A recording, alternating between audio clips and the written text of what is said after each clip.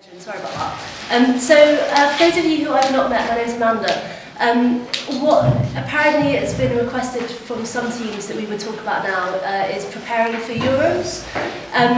To a large extent, what I'm about to say is relevant to general debate or life preparation. So hopefully if you're not going to Euros, you won't feel that it's a massive waste of your time. I don't know if that is something we want to talk about, we're just going to sort of go for it. If anyone has any questions throughout specific things that they would like to know, please do ask me. Otherwise, we're just going to dive in. We've got sort of broadly 3 areas of things to chat about, so sort of debating, knowledge, and general survival tips. Because debating is being held on a shark-infested jungle, desert island this year, so you will need some survival tips. That was it. I thought that was really funny, and it's fine, it's down to laugh. I slightly worry about the convening skills of... They've spent a lot of time turning Vienna into a shark-infested desert island, so I think you should be grateful. So cool, on the debating side. So this is the thing I think which is most applicable to all debates. But specifically with Euros, I think there are 2 things to be aware of with regards to teamwork and with regards to how you prepare with the partner that you intend to speak with or to do well with, or just not to want to kill at the end of a really stressful week in which you do lots of very stressful things. The first thing to be aware of, I think, teamwork-wise, is just some of the psychological, sort of emotional stuff about debating, which maybe is less cool and trendy than the other stuff, but I think does matter.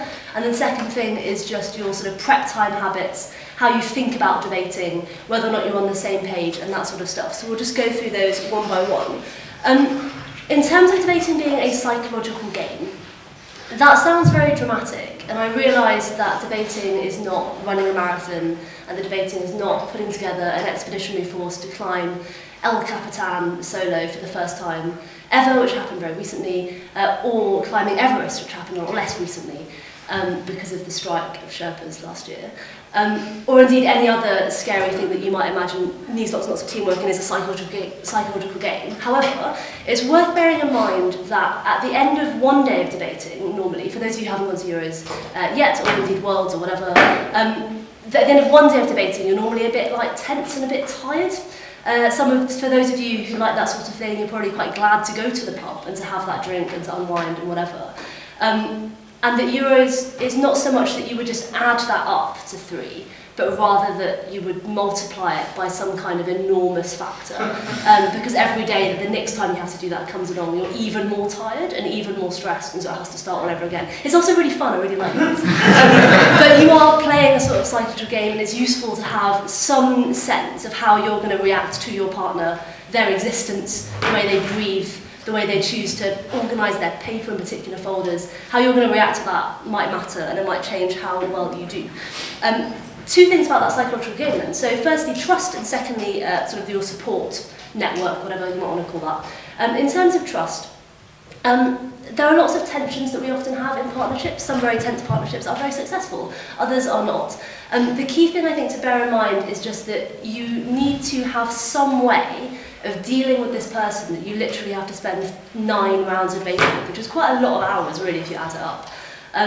You have to have some way of dealing with them where you can disagree with each other and not hate or want to kill each other. And that sounds very trite, but I think it's actually quite hard sometimes, and then we don't always like the people we end up speaking with, and we are then stuck with them. And I think it's just worth having some of those conversations or doing some of that practice of how do we deal with conflict within our team before you get to that tense hotbox environment that is an international tournament. That's one of the functions, I guess, of preparing before Euros, going to tournaments, other tournaments, smaller tournaments, but also just generally having that out. Like if you feel like you're going to have some kind of horrible row with your partner at Euros, it might just be worth getting it over with before you're there. That might be terrible advice, but either way, I think it's worth taking some steps to resolve the fact that you think it's going to be awkward. So whether that's that there's some particular thing they do where they put you down in prep time or whatever, it's worth having a conversation about that before you end up getting to the place itself.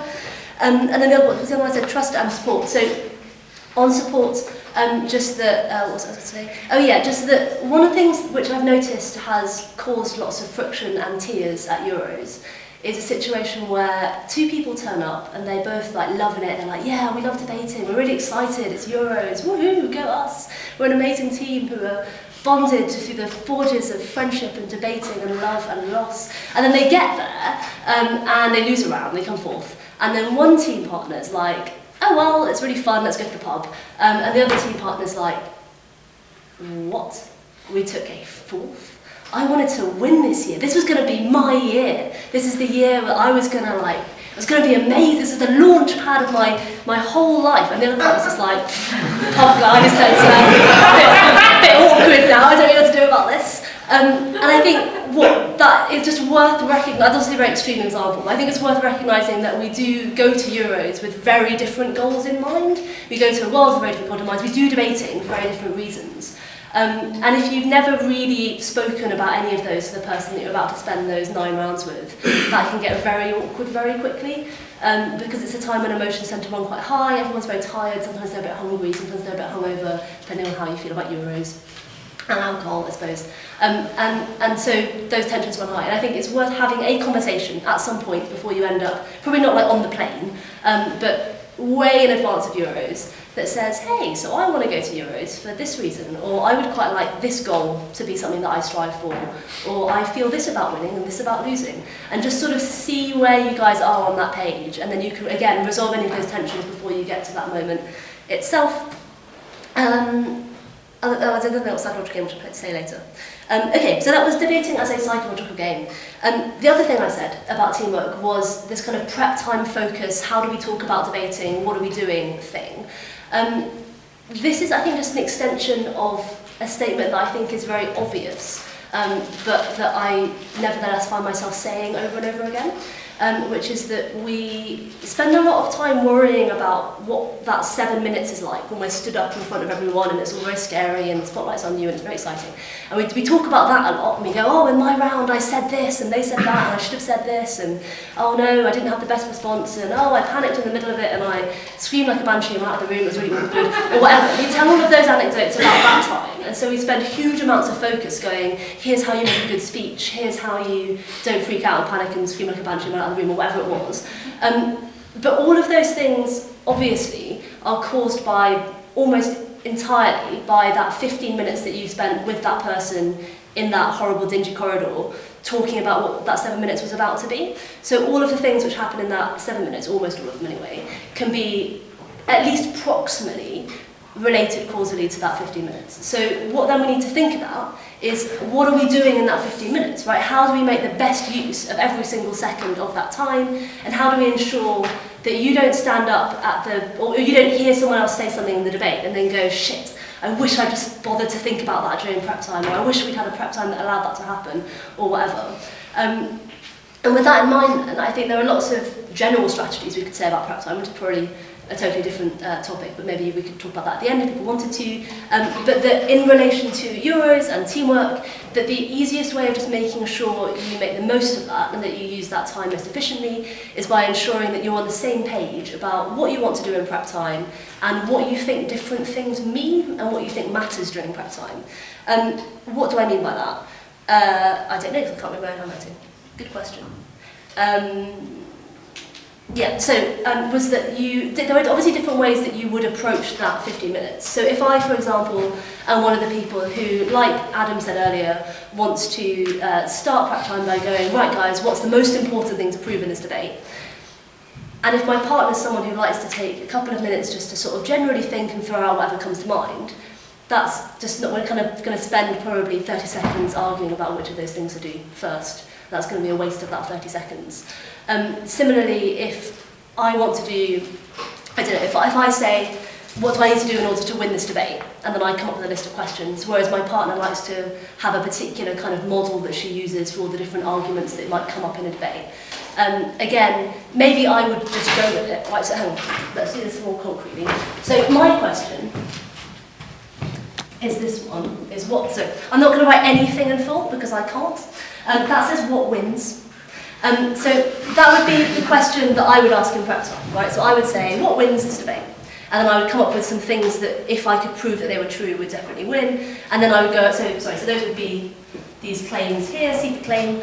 And then I would set about kind of thinking about arguments that would make those claims true. So if it was that we would, I don't know, we would ban zoos, I would go, let's pick 3 things that if they're true mean we ban zoos. Probably, I don't know, if zoos are really cruel, if zoos are in no way useful, and if, I don't know, if we don't ban zoos, there's going to be like a terrible animal rebellion or something. If those 3 things are true, then probably it just logically follows that we would ban zoos. And so I would write down those claims, and then I'd set about constructing some arguments that made those things seem true. Whereas, if my partner didn't like doing that, that's not what she normally does, and instead what she normally does is go, all debates look like this. They have a principle, oh, that's not all that.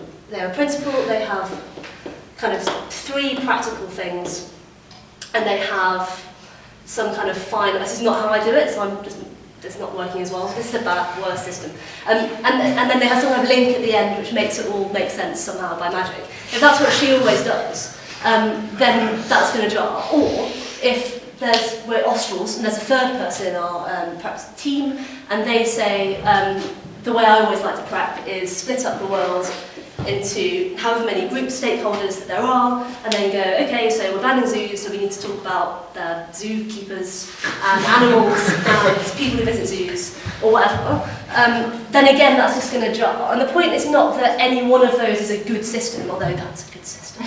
That's not the point at all. The point is just that you need to make sure that you and your partner are used to prepping in the same way. Because if I have spent, so by the time I've gone to Euros, I've spent like a year funneling my mind into this model and always thinking of debates that way and always generating my arguments that way. If I suddenly find out on round 1 of what I think is the most important competition of my life, it's going to define me as a human being forever, or not, that I have to start doing it that way, it's going to be hard and I might just not be at my best. So I think it's worth, again, just explicitly having that conversation with your partner, right, about whether or not you've been prepping in a way which irritates them for the last 3 prep tournaments that you've done with them, and whether or not there's a better way, and how you think prep should be ideally, and just try to knock that through. And it might not be the case that you ever come to a state where you as a partnership are like, we have these 27 questions that we will always ask each other, and we will spend 15 seconds on question 1, and 25 seconds on question 2, and that 27 was a really big number to choose for that joke. But anyway, whatever. So you might never come to that point. But the process of trying to have those conversations about what you think an ideal prep time looks like is one that will just kind of allow your general debate meta-ness to converge into some kind of beautiful soup, rather than a horrible mess, which was not what we want. We don't want a horrible mess. So, what was the thing I wanted to say? So, things then, concrete things to do about teamwork that come out of that general aura of thought are, number 1, probably meet them. That sounds very stupid, but there are lots and lots of people that spend almost no time with the person that they're about to spend Euros with until Euros. There are some people who spend every waking hour with that person, and maybe the right spot is somewhere in between. Or maybe it's every waking hour, who knows, but it's definitely not no time, so meet them. The second thing, when you meet, you could probably speak about debating. We spend lots and lots of time, maybe this is just an English thing, then lots of time having awkward small talk with people who we want to get to know more, and especially, in fact, not at all as debaters, but as other people, might try and talk about things like rugby to break the ice with that person. But it's worth having explicit conversations about what your debate philosophy is. And it may seem nerdy, but if you're worried about seeming uncool, then this might not be the ideal hobby. Or you could have that conversation in the pub, and then you listen. Okay, so there's speaking. The third thing is just kind of explicit exercises that I think you can do. So if some of that speaking is not going very well, and you just you get about 10 minutes into the conversation, and you're just like, "Way pinball" or whatever. Actually, pinball is weird. They don't do that. So whatever. So if the conversation stuff's not going well, there are some exercises which I think are really fun, and again just help with that converging, getting people on the same page thing. And those 2 exercises are what did I write down? So the first one is just sort of content generation exercise. And if you want to seem very serious and studious, you can do this with pens and paper in some kind of office or classroom. But if you want to seem fun and cool, you can do it at 3 o'clock in the morning, sat outside a house party whilst you're team partner frantically chain smokes because she's really nervous about Euros. But either way, it's a fun one to do. Content generation, so you set yourself a motion, it's basically the game, and then you can set a timer if you're into that kind of thing, but you don't have to. And then the aim of the game is to come up with a sort of condensed version of your case. So if you've got 14 minutes, you've got a case, but if you can say all the things that you would need to say in 1 minute, then that would be the answer to this game. So for example, Zeus is a terrible debate. In a debate about banning private schools, then you might say, okay, so we're going to be Gov, what's the gist of this, right? What's going to be the main things that we're going to try and prove, the main things we're going to try and win this debate with, and let's just kind of sketch out a couple of where we might go with this sort of argumentation. And you don't want any of the detail, because you could fill that in when you did your real prep, and this is just a game. But it's just to get a sense of what the overall sense or shape of the debate is, and a sense of where your priorities would lie in that kind of instance. And the idea there is very much just to get used to jumping from having a motion to having an overall sense of the kind of things you might want to start doing, and therefore what you might want to spend the next 15 minutes of prep time doing. So it's that first minute of prep where you see the motion and thoughts happen. This game is about that part of that process, and not about all the details, it's about leaving all the detail behind.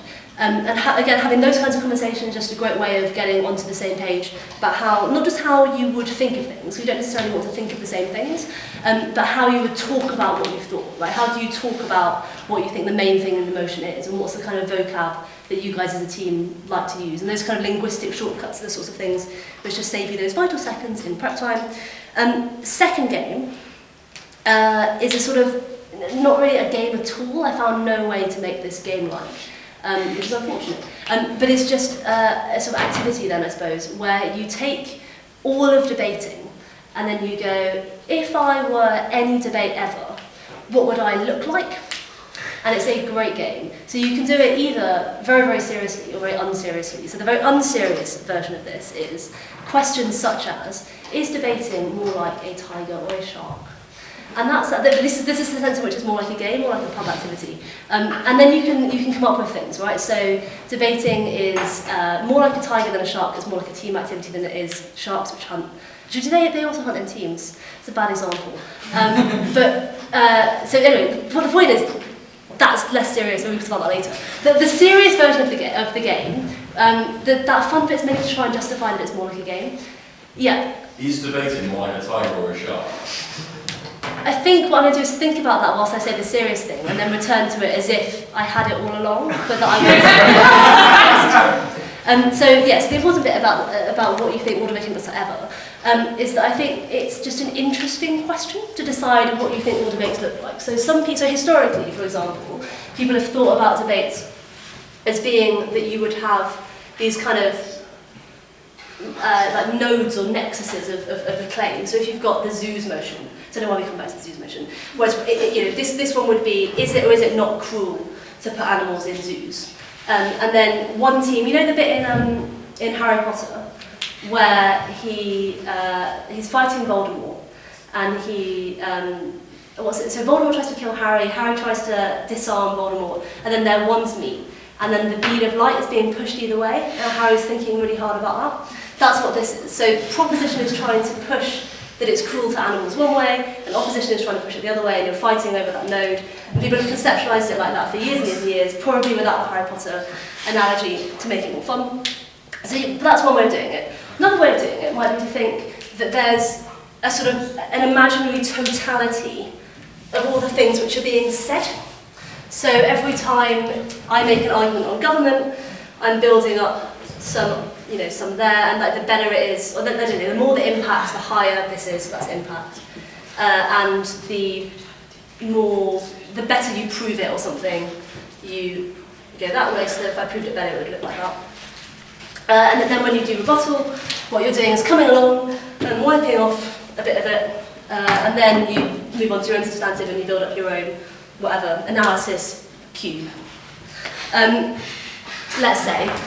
The point is that if you had a way of conceptualizing all debate ever, presumably then you just take any motion and you plug it into your all debate ever machine, and it would go sort of beep, beep, beep, beep, beep, beep, and then you would get your lovely case out of the other side of it. So it's a kind of theoretical quest for excellence or perfection. And again, I'm not saying that any one of these stupid diagrams could ever possibly summarise all debate ever, but nevertheless, the attempt to do so is something which is very beneficial. In exactly the same way as we might not ever find the edge of the universe, but the quest to do so is telling us lots of interesting things. Back to the shark and the tiger. So what you have there, I think, is a bit of a tricky one. So it would have been much better if I'd taken like a tiger and a sheep, and I could do something about like predator and prey. Because tigers and sharks are actually just really similar. They're just the same animal, except one's on land and one's on the sea. Yeah. So tigers are camouflage only in some environments, whereas sharks are designed to be camouflaged in both environments. So I think it's more like a tiger, insofar as it's easy to sneak things in some circumstances, but hard in others. Well, no, because if you put a shark in like a tree, all the places you might find a shark are in the water, and it's camouflaged from below and above, whereas tigers only camouflage in forests. I'm sure that's not how sharks work. That's when they're coloured like they are. What about in a shark There's tank? a tiger can leave the forest and shark can't even see it. No, wait, can a tiger swim then? Yes. Yes. Any advice on how to deal with your occasional part? yeah, we'll get on to number 3, survival. So shark tiger means to stay with the whole. So, what was the last thing I wanted to say? Okay, so that was kind of debating stuff. But there are lots of other things you can do which are less geometric in terms of mapping all debates ever. One thing I like to conceive of it as is a sort of analysis machine, where you would, you know, like when you're a kid and you have like maths machines, and they say like if you put the number 2 and the number 3 into the multiplication machine, and then you draw a machine that's really exciting, and then you get 6, and you're like, whoa, that's what the multiplication machine does. That you would then have a set of questions, which would be your motion machine, and you put the motion in, and you ask all these questions about the motion, and then it spits out a case. So you can imagine it like that as well, and that's another conceptualization. Or you might decide that all of these things are silly. Up to you. So, content then. So, preparing for Euros, lots of people talk a lot about case files and about matter files and about having ring bindings and ring bindings and ring bindings information that they spend hours and hours and hours researching, and they carry around with them, and it's really heavy, and they have to purchase extra luggage for those files. And lots of people think about that as being what Euros preparation is. I suppose that's one way of thinking about it. Maybe the one thing to do first is to split off what we think about case files as being. So they could either be ring bindings of just facts, kind of like Google, because you're not allowed to use it. Here it is, all printed out for you. Or you might think about it as being like lists of arguments that you would want to make. This is all a little bit tongue-in-cheek because I've never made a case file, but I imagine that some people might want to do it. So here's why we'll talk about it. So on the information side, I think it's useful to know things about the world, and that the process of making such a case file might cause you to know more things. My only point of caution there my 2 points of caution would be, 1, if you are going to have loads of information, you probably need to organise them in some kind of way where you can use them.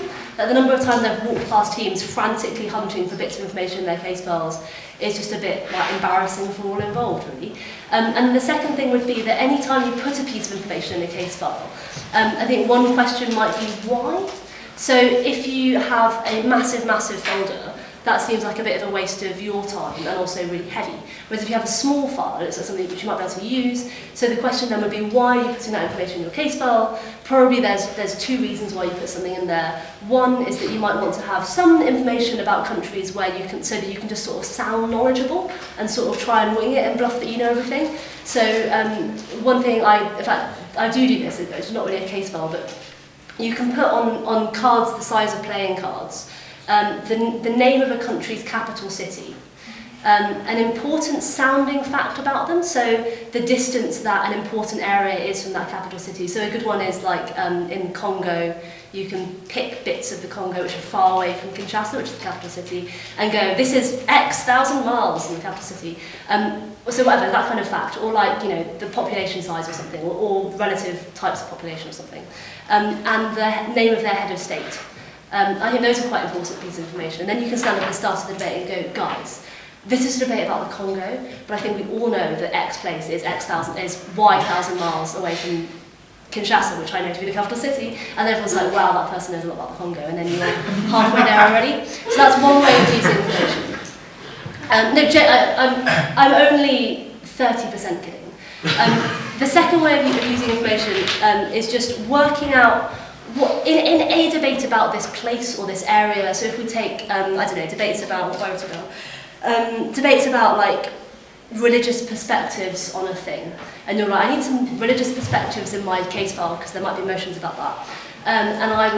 Maybe you think there's going to be, if we talk about Christianity or something, maybe you think there's an outside chance that at Euros we're going to talk about like one of their many crises. What crises is the Christian Church having at the moment? Does anyone know any? No. And let's talk about, I don't know, women bishops or something, right? So maybe you think that's going to come up. Then the question would be, what kinds of factual information could this plausibly hinge on? Like, what are the things which are going to be argumentatively relevant in this case? So probably you don't need to know the exact number of people within who are Christians, and probably don't need to know like the names of every single denomination of Christianity, but maybe you do want to know something like, in the last meeting where they try and decide things, how many bishops wanted this to happen and how many didn't. That might be useful information. And so similarly, just making sure that you filter that in all of your information is good. So that's information. The other one is arguments. So I hear this a lot where people go, I'm just going to put that argument in my case file. And I in no way understand this and think it's an enormous waste of time. So that's right, case files. That's all on arguments and case files. Things that we might want to think about in terms of content. So the number one thing I would just say about that, if you're thinking about what should I put in my case file, is there are only really two questions you need to bother asking yourself, so you can come up with the answers to those. The first one is, what kinds of topic areas, when they come up on that slideshow projection, do I look at and go, shit, I know nothing about that area, panic, panic, panic, panic, panic, where you don't even know enough to come up with plausible lies upon which to base your case. Those are the kinds of things you probably want to put in your case file, and probably also might want to know a little bit about for like life. The second question is, what kinds of things do I think might come up at Euros? So you want to look at, to split that up into two further areas then. So firstly, what sorts of things are currently topical and interesting, whether that's in like debate land or in the outside world with like newspapers and things. Or what sorts of things do I think that CA team might care about? Normally, every year at Euros, they publish a list of everything that they've set before. We're going to do that again this year. It's kind of just, I don't know to what extent you can decide anything based on that, but if you can, maybe you should look at it. I don't know. And then, you know, whatever else you want to put in there, just put it in there. Final thing to say about content then is just that all the whilst you're doing that research, and indeed I think if you do any reading for debating at all, or just like when you're reading things for life, but in the back of your mind have like, oh, maybe debating, whichever of those you feel best fits your own personal narrative. Then the thing to do is just to seek always the points of controversy. So where Keris was talking earlier about like things just being true in a debate or not true in a debate, what are the sorts of things which might end up not being true in a debate, and therefore what kinds of information might you want to know or to hinge about? So for example, a few years ago, the last time I prepared for an international tournament, was a very, very long time ago, everyone was talking a lot about the Muslim Brotherhood and about kind of that sort of thing, and about Sharia law and about like general like Islamic law and stuff. And that was kind of very topical. And me and my partner did not know a lot about that. So we had a bit of a Wikipedia. It turns out it's very complicated. And it was just like, okay, this is going to be hard. I don't really want to do like the equivalent of a doctoral dissertation on Islamic law in order to prepare for Euros. That seems like overkill. Let's filter this a bit, right? Let's work out what kind of questions we want to ask to put in our case file. We had 6 slides of A4, I think it was cool, and not very useful. Although those particular pages on the Muslim Brotherhood did come in handy. What was I saying? Yeah, sorry, that you would then go, so we've got this huge topic area. Question, what sorts of factual claims do these debates tend to hinge upon? So at the time, and debating is definitely less racist now, but at the time people were talking a lot about whether or not, if any Islamic party or any Islamic group got any kind of power, they would necessarily do like very dramatically terrible things, because that was within the Quran. So in the same way as within the Bible there's all horrible things, they were like, oh, well, they'll just do that because it's in the book, and so... and so we thought maybe it would be useful to just know some things about where that's not true. So we did a little bit of research on the different scholarly fields and where they came together and came apart on the uses of violence and various other things. And then what we did is again, slightly racistly, but it was very effective at the time, was wrote down some Arabic words for some of those things and concepts so that we could sound really knowledgeable. And that was quite effective. So in that way, then, we narrowed the work that we had to do, so all we had to do was hunt for those specific pieces of information, rather than know literally everything about the application of Islam in today's society, which would be a harder thing to try and do, especially when that's only one of many topic areas which you may want to cover. The final thing then just to say on content is a question about sources. So one thing I get asked a lot is what sorts of things do you read or look at for debating? The question is really not, the honest answer is absolutely nothing, but that's because I am quite interested in things in life. So I think if I were to go, what things would I read? All of my life is debating, it's hard to tell. If you were to go and look at things just for debating, I would recommend things like the Council for Foreign Relations website, which is quite good. It's also kind of not entirely aligned always with the way the debaters see the world, so it gives you a nice perspective. But what they have, which is really good, is these like crisis guides and backgrounders. So whenever something crazy happens in the world, they go, here's a collection of all the things you need to know about that thing, and that's just really handy for debating. They have a really good interactive one on the Israel-Palestine conflict where you get to click on all things, and then every time you click on something it tells you more horrible things that happen. It's quite depressing, but you do get to click on the things. So that's good. General current affairs, yes? Can you repeat the name? Oh, Council for Foreign Relations, but it's just cfr.org. Like that. So I like that one. There's also, the other thing I would recommend is just a good current affairs magazine. So some people would go, oh yeah, all debaters read The Economist. But I think The Economist is really, really boring. But you could also read something like The New Statesman, which I think is really interesting and fun. Or for balance, The Spectator, because it's the opposite of that. But that's terrible to that. Or The Week, or whatever. So one of those kinds of things. Don't read it if you hate it. And then the final thing I would recommend are two podcasts. So one is called Analysis, usefully enough. Another one is called Thinking Aloud. They are both on Radio 4. I love Radio 4. Yes, Karis? Also, do you use the World Service documentaries? Yeah. Yeah, really all of Radio 4, if you like to, and the World Service. But yeah, those things. So what Analysis does is take sort of, again, it's like topical events that are happening around now, and then they do 30 minutes of very clever people talking about that thing. But because it's for public radio, it's kind of just the amount of information that you would need in a debate, and so it's quite efficient in that way, and it gives you like the arguments and stuff that you might want to use. What Thinking Aloud is, which is one of my, I think it's my all-time favourite podcast, so I'm a big podcast fan, is a sociologist called Laurie Taylor. Talking about interesting sociology that he finds. It's not as topical, but what he does a lot of is just explain, whilst talking to these academics, what motivates different groups of people, right, or what causes different kinds of phenomena or events in the world. And those are the sorts of interesting causative claims which can be really useful to throw into debates, and that's why I really like that one. I've written, the next thing I wrote down was it's better just to know stuff. I don't really know what I meant by that, so I'm going to skip that. Right, final thing.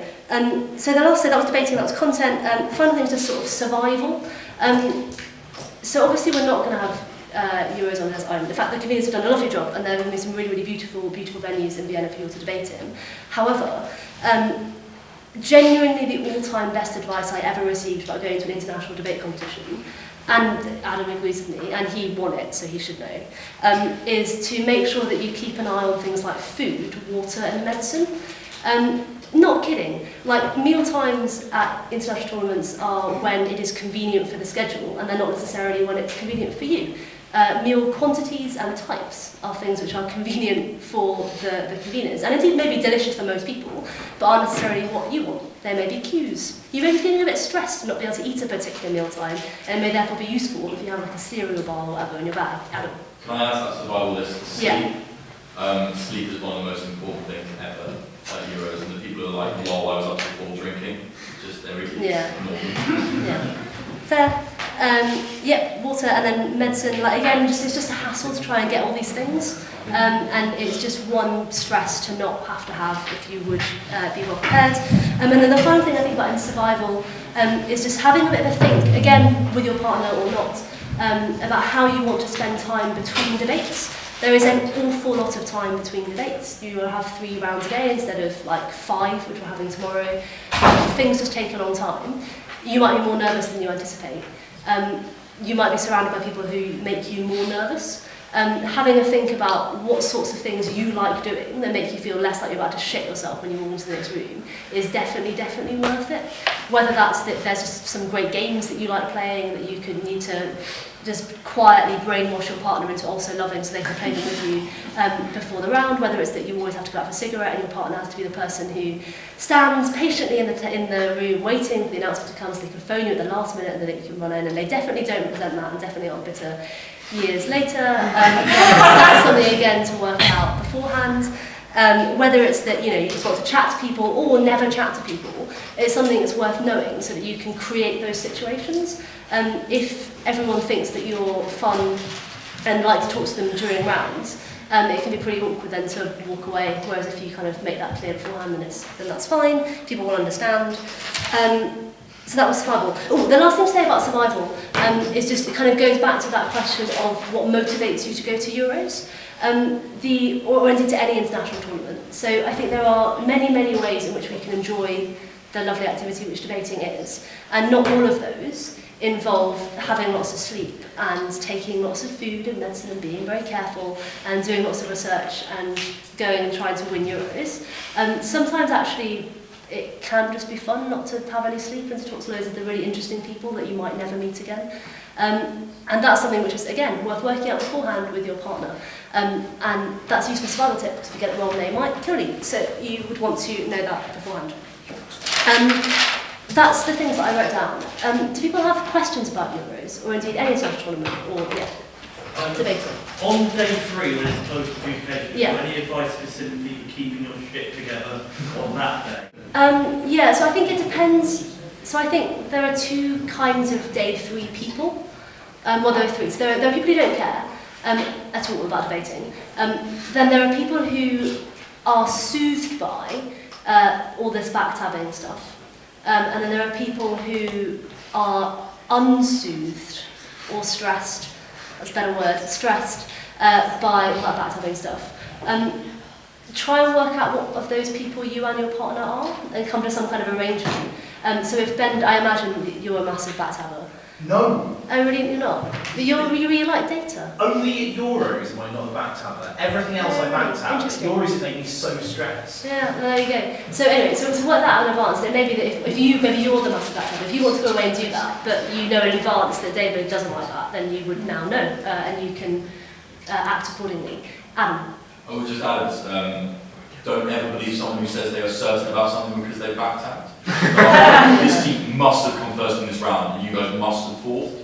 Yeah. Don't believe them. The amount of times teams have persuaded themselves because of facts they've heard that they haven't broken, and then have is too many to mention. So don't believe facts people tell you guys are backtabbing. Yes. It is the best that data driven gets. Is it subjective, or is it a thing that everyone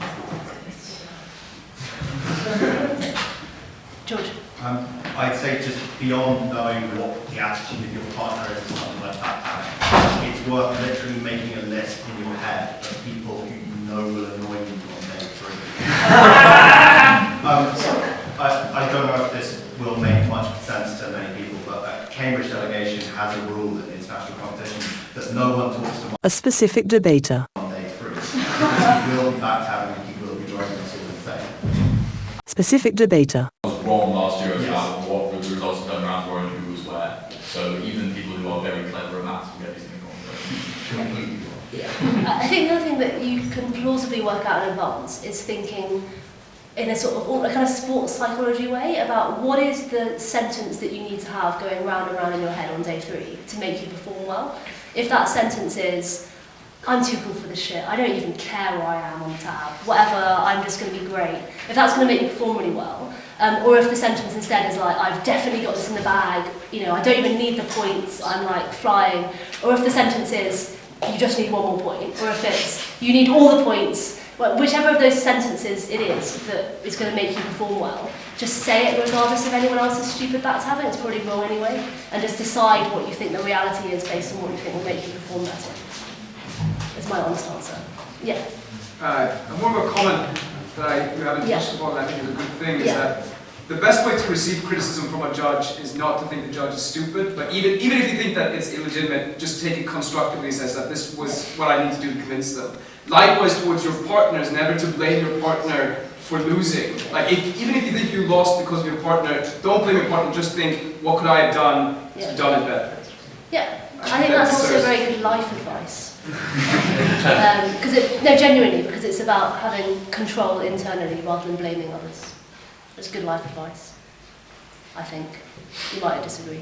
Sorry, you have your hand up. Yeah, kind of more generally, I guess, in terms of surviving Euros with the stress levels intact. Yeah. A couple of points. Sorry, can you shout? Yes, I can shout. So a couple of points. Point number one, something will go wrong with the tournament's organisation that will stress you out. This is pretty much a given. Whether that is that the rounds don't run to time, lunch is late, and you don't have a snack, or whether it is that there is no towel in your hotel room. Be prepared for that to happen, and like be prepared for what your reaction to that will be. If you think you're going to be really stressed out, like just be kind of mentally prepared for that, because something will happen. And number two is, if you would like that problem solved, don't be mean to the convening team about it, because that will be counterproductive. And also never ever be mean to volunteers at competitions, because yeah, they work really hard. Also good life advice. Cool.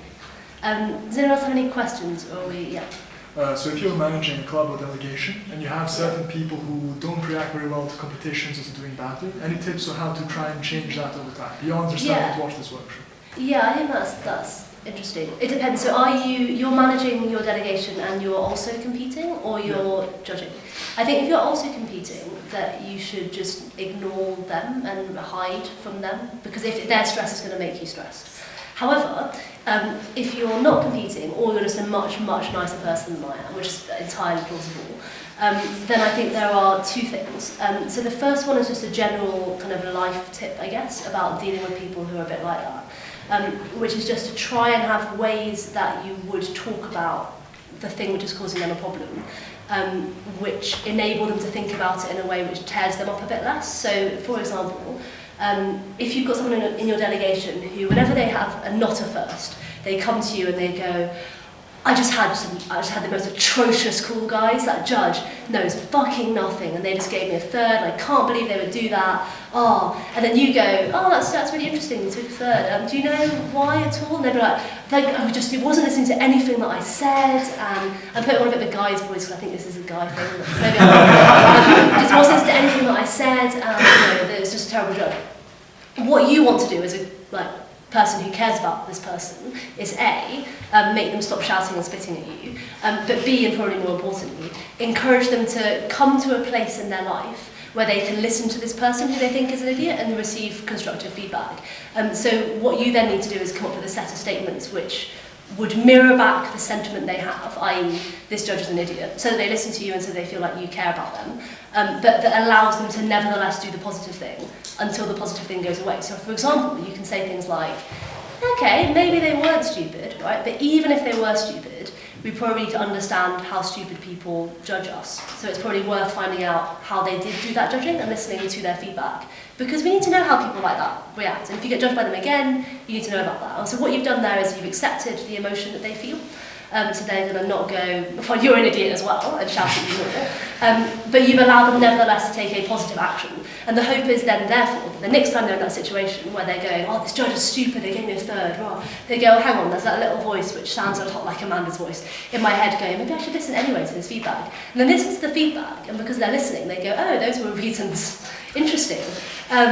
And then maybe a bit later on, they're able to take on board that actually, you know, there was a difference of opinion, and maybe the guy is actually an idiot, but maybe also that some of those reasons mattered and they should think about it. And then eventually they would come to a state of mind where they listen to feedback all the time and don't come and shout and spit at you. That's obviously a bit idealistic, but similarly, I think in all situations if someone is just a bit like miffed about debating, or in any other way unconstructive, that a similar thing needs to happen if you're the person who feels in charge of their emotions, which I'm not sure you should, because they're an adult as well, but if you would feel that and you care about them, I was terrible at this, similar stuff, that you would do a similar thing, so that you would want to accept what they feel to the extent that you feel capable of doing, and then try and work out some way that they can do something positive from all that rage and spit that they're using.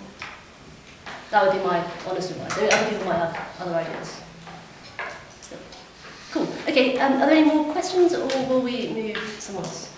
Let's do that. Okay, okay.